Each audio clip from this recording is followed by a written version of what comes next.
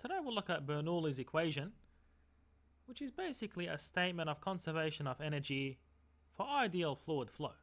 So ideal fluid flow means that the fluid is incompressible. So for example, a liquid such as water is almost incompressible. So basically the fluid cannot be compressed when it flows in that section of pipe.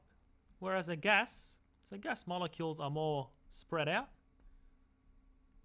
so they can be compressed by a fluid flowing into that pipe.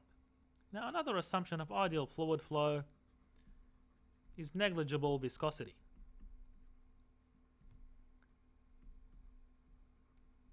So this basically states that the molecules of fluid do not stick together. So for example, we can consider water as having no viscosity, whereas with honey, paint and so on, the molecules stick together, as you can imagine. So it doesn't flow as smoothly as water. And another assumption where Bernoulli's equation holds is effectively where we have streamlined flow.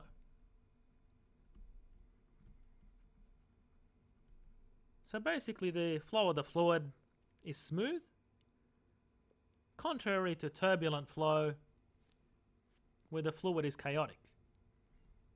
Okay, so when we use Bernoulli's equation, we assume that the fluid flow is basically smooth. Okay, so it flows in streamlines, in other words. Okay, so this is the fluid flow. And it's known that fluid sticks to walls, so the velocity near a wall is 0. Okay, so let's choose 2 points where we apply Bernoulli's equation. So I'm going to choose here point 1 and point 2 in this pipe. Let's choose work energy principles to derive Bernoulli's equation. So suppose we have a mass of fluid here that's going to enter the pipe. And over here we have a mass of fluid that's exiting the pipe. And we know that by conservation of mass, these masses of fluid are equal. So what we have here is the neighbouring fluid outside the control volume that we chose. That's going to exert a pressure that's pushing that fluid in the control volume. Okay, so that pressure at point 1 multiplied by this area 1 is the resultant force, and then that force is going to do work over this distance here of the fluid pushed into that pipe. So we call this delta S1. So that's the work done by that force exerted by the neighbouring fluid to push that mass of fluid in the pipe. And what we have here is the kinetic energy of this mass of fluid is going to be 1/2 by the density by the volume. So the volume of this mass is area 1 multiplied by the thickness, which is delta S1. So that will be 1/2 by the mass by the speed squared at point 1. So that's the kinetic energy. And if we choose a reference point, so if our reference point is here, then the distance of the center of mass here from this reference point, we denote y1, and the distance from the center of mass of this mass over here to the reference point is y2. So the potential energy at point 1 is effectively the mass, which is density by area A1 by the depth. So that will be the mass multiplied by gravity multiplied by y1. So that's the potential energy. And what we're doing is assuming that the density of the fluid is uniform everywhere in that control volume. Okay, so this is the energy at point 1. And when we satisfy these 3 conditions, so incompressibility, negligible viscosity, and we have streamlined flow, then the energy going into that control volume is equal to the energy exiting that control volume. Okay, so that's the conservation of energy. Okay, so that effectively is equal to the pressure at point 2 by the area So that gives us the force at point 2. And that force is going to do work over the distance delta S2 that the fluid is exiting from that control volume. So pressure by area is force, by distance gives us the work. And then we have the kinetic energy, so 1/2 by the mass, which is density, by area, by depth.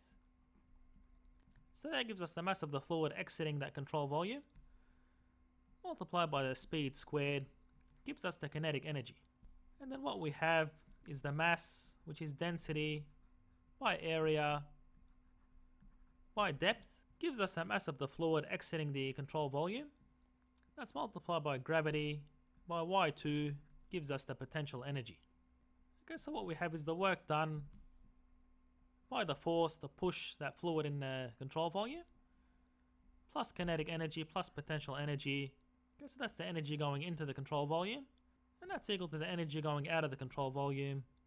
So what we have is pressure by area is force, by delta S is the work done by the force in this fluid to push that mass out. So we know that by continuity. So remember our continuity equation, which stated that the area multiplied by the speed at point 1 must be equal to the area by the speed at point 2. So the volumetric flow rate is constant. And remember that V1 was equal to delta S1 on delta T, and V2 is also equal to delta S2 on delta T. Okay, so you know this from basic kinematics. So we can substitute for the speeds in this continuity equation. So what we have is A1 by V1, which is delta S1 on delta T, is equal to A2 by delta S2 on delta T. And the delta T's will cancel, so we can just get rid of them. So because A1 delta S1 is equal to A2 delta S2, then we can see that these are all going to cancel.